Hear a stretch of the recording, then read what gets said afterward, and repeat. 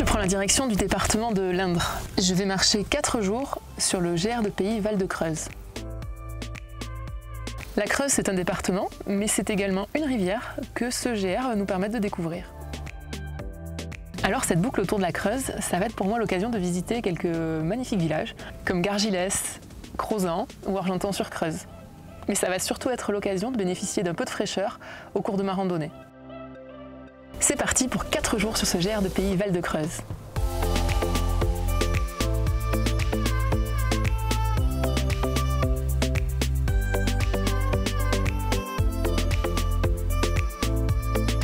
Changement total de décor, me voici dans l'Indre. Alors l'Indre, c'est un département que je ne connais pas du tout, donc je vais pouvoir le découvrir grâce à ce GR de Pays. Je suis partie ce matin de Gargilès, c'est un tout petit village, vraiment très mignon, plein de charme. C'est un village d'artistes avec des maisons magnifiques, un château également. Maintenant, je suis au bord de la Creuse. Je vais suivre cette rivière pendant mes 4 jours de périple jusqu'à Argentan-sur-Creuse.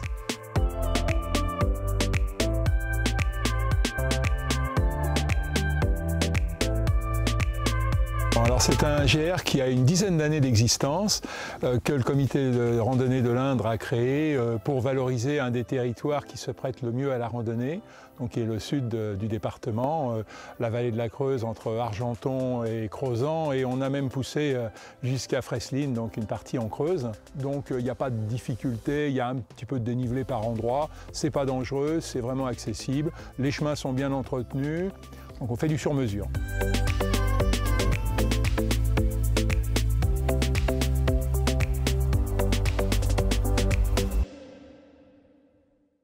Alors les plages, c'est pas qu'en Seine-Maritime ou dans les Pyrénées-Orientales, il y en a aussi sur les bords de la Creuse. Ici, là, j'arrive à Bonnu, la preuve en image. On se croirait pas du tout en Creuse, on dirait le lac à Hossegor. Là, je suis dégoûtée, j'ai pas mon maillot. On m'avait pas dit de prendre mon maillot pour la Creuse. Elle est bonne. Elle est vraiment bonne.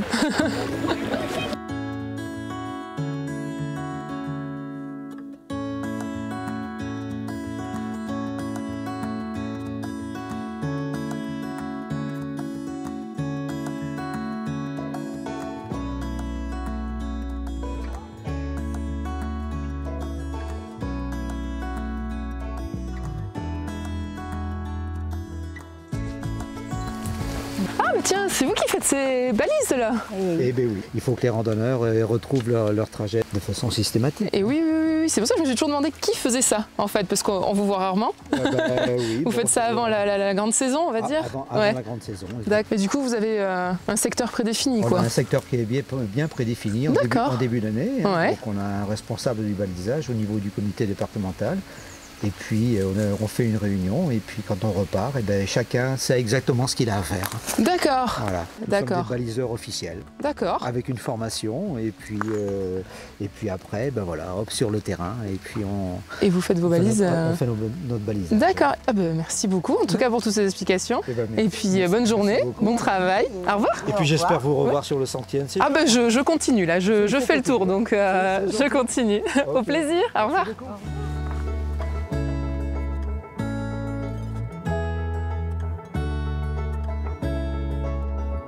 Alors le temps fort pour moi ça aurait été la fin de mon deuxième étape. Donc juste avant d'arriver à Crozant, il y a les rochers de la Fileuse. En fait ce sont une falaise. Et là on a une vue vraiment magnifique sur le village de Crozant qui est pile en face. Ça fait une petite sorte de presqu'île en fait. On voit surtout les ruines de l'ancien château fort qui était en face.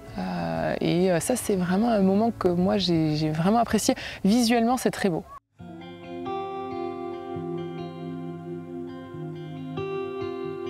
En 1926 a été créé le barrage des Guzons, donc un barrage hydroélectrique qui a complètement changé la physionomie de la vallée en créant un lac de 300 hectares qui est pour nous un attrait touristique très important, et notamment le GR de Pays en fait le tour par les deux rives pour découvrir ce site qui est un peu la plage de Châteauroux et du département de l'Indre et des territoires autour.